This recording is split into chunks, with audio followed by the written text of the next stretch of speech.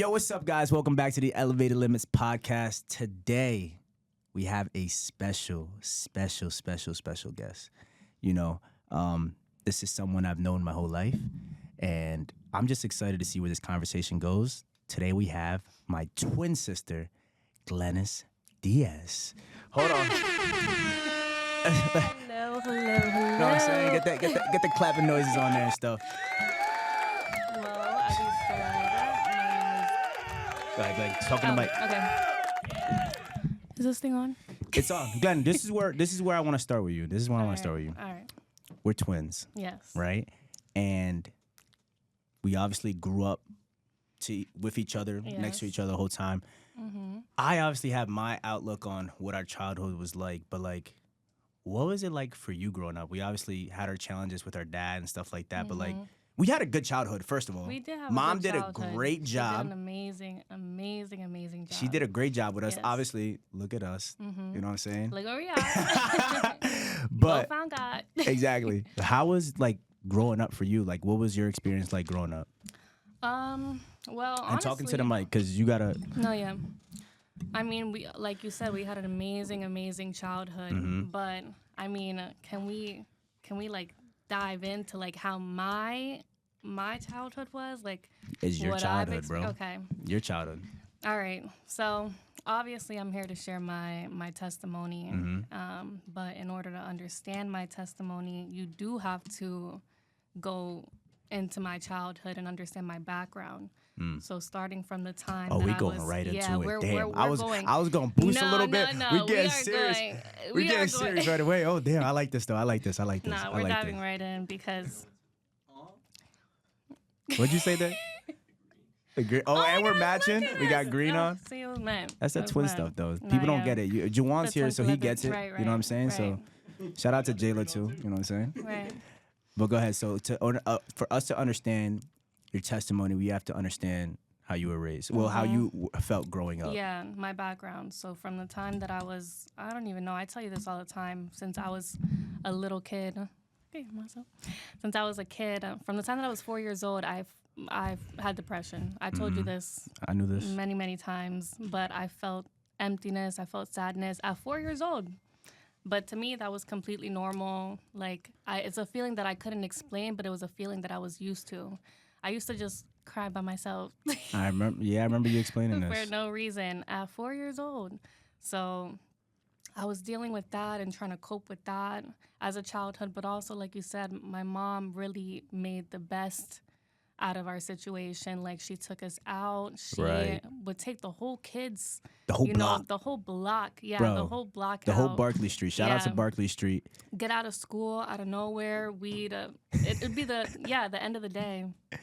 And she's like, surprise, we're going to Dorney Park with the whole block. And yeah, she'd bro. take Mom's a over there. legend for real, though. Yeah, no, she really is. did Because that. who's going to do that? Right. But, And we come from, we were poor growing up. Let's just be real. But we never knew that. exactly. Mom, Never. there was never a day we didn't have food on the table. There was never a day, there was never a time where we couldn't buy new clothes for school, and we still got to experience going so many different places, to the point where we have cousins that say, listen, I raised my kids this way because of how you how you used to take us out. Like, that's wild, bro. Shout out to, we gonna have Mom on the podcast soon. Really need to but we have just her had to on stamp that, continue to, like, just show love, because Mom, she's different. And Mom I is different. strive We to both. be like my mom. We both. Oh my God. We both. That is like my role model.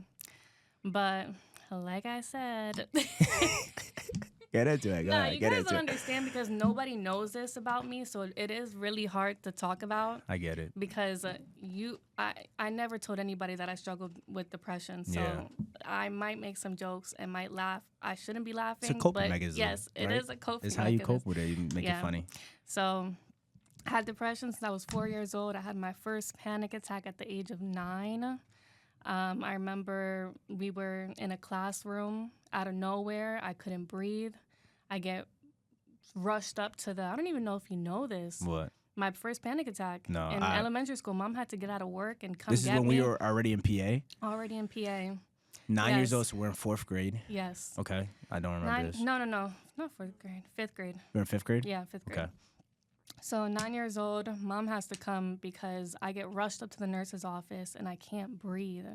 And she's like, listen to me, you can breathe. It just feels like you can't. So from that day on, that's how I really prevented any other future panic attacks. Like I really just, you have to tell yourself, like, listen, you can breathe. Yeah. It just feels like you can. So as a kid, dealing with depression, dealing with anxiety, fast forward to college. Okay.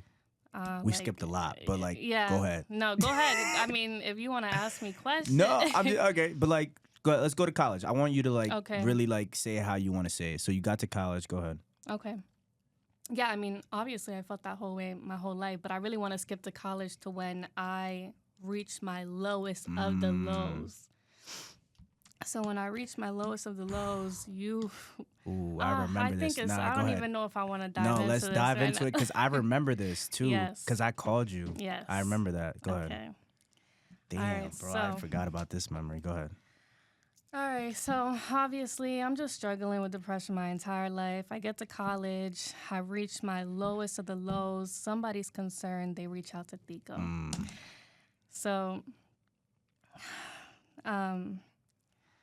once they reach out to Tico, Tico calls me right away. And when Tico calls me, I rejected that first call. I don't care because I knew, because my whole life I didn't live for me. I was like, oof, why am I crying already? Now I'm getting a little shit. Go ahead.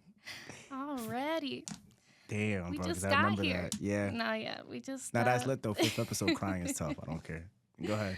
No, but damn, what was I saying? So, you reject the first call. I reject the first call. And then I call I'm you not again. answering that because I'm already said my goodbye. I'm ready. Like I'm really ready to go. Man. So I reject that first call. And again, like I said, I'm not living life for me. I'm living life for my family. But at this point, I felt like I was putting myself first. So when you called, I rejected it. But that second call I got, I'm like, damn, like he's calling again.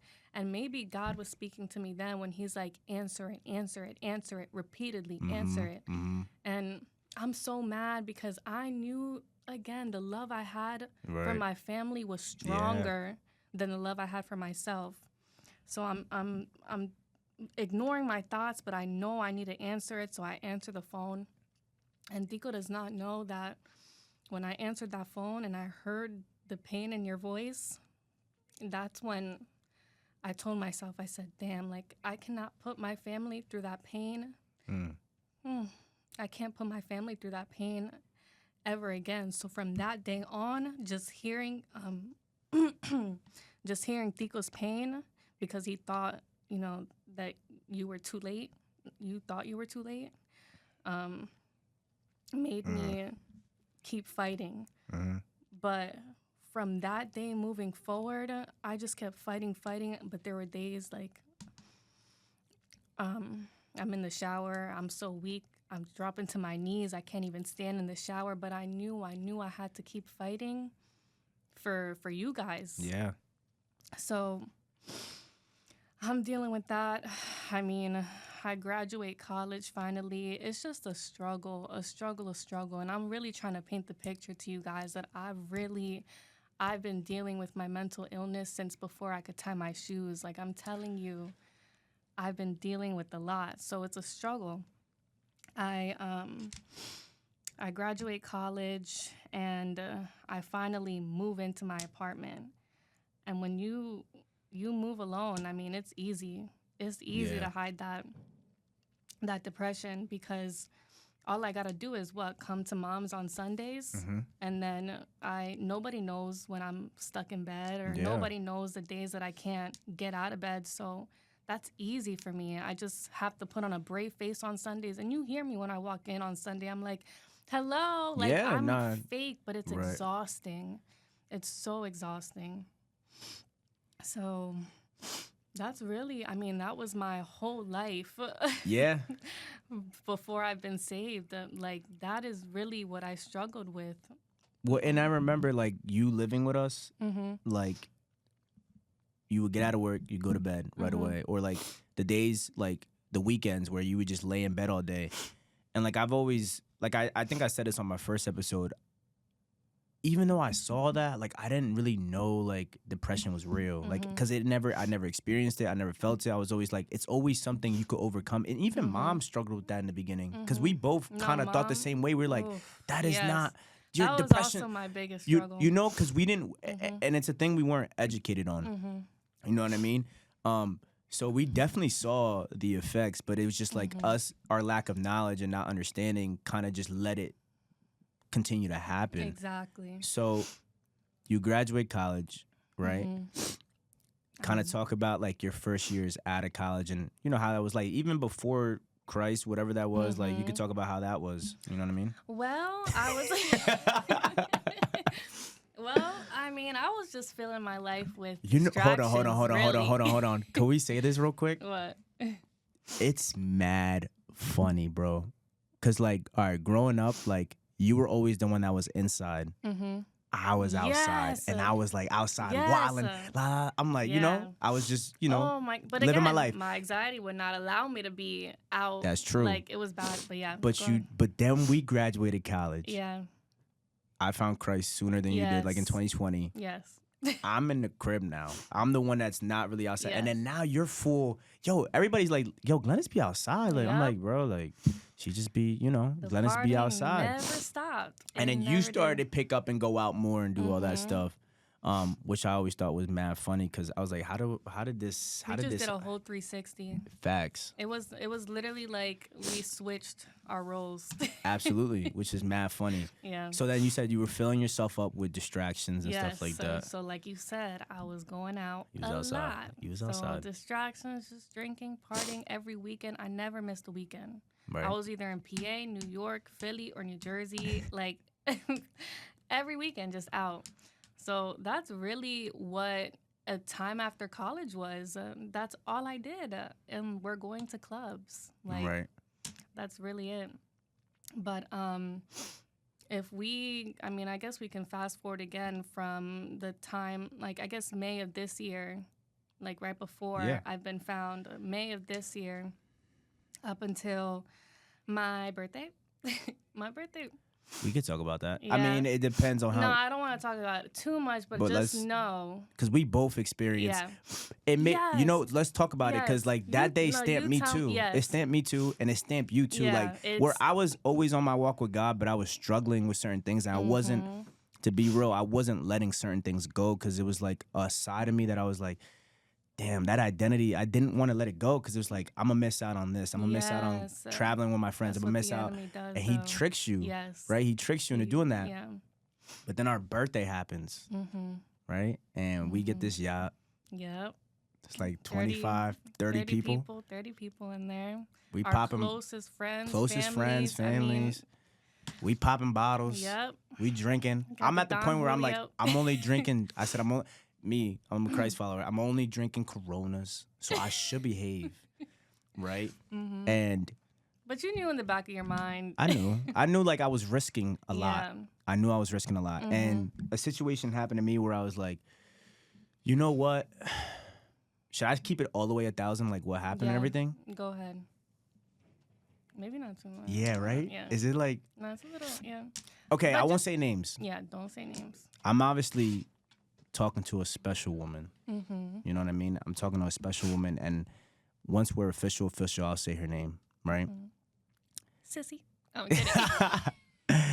You know, I feel like God has really placed this woman in my life. She aligns with where I want to go, and shoot, I could keep going about this because she's special, right? Period. And it's funny because, bro, even before the night, I was like, when I drink, it's a risk. Like, I don't know what's going to happen. And so, boom, we had that conversation and stuff. And then I ended up drinking that night. And then I ended up doing something, like I danced with a girl inappropriately. And I don't even remember doing it. And, you know, it almost cost me something that was so special to be gone in my life. And I was just like, you know what? Like, bro, I obviously can't control this demon, this lust demon. As much as I want to, and as much as I want to put this under control, I have to stop drinking. I have to stop. It's something that God has been wrestling with me for 3 years now. And the reason why I know she's the one for me is because the amount of like comfort in my decision, like the amount of like security she gave me in making that decision, I was like, you're the one. Because you know it's the one when the girl pushes you closer to Christ. When she's pushing you closer to Christ is when you know you're supposed to be with her. So once she said like, I don't care if you ever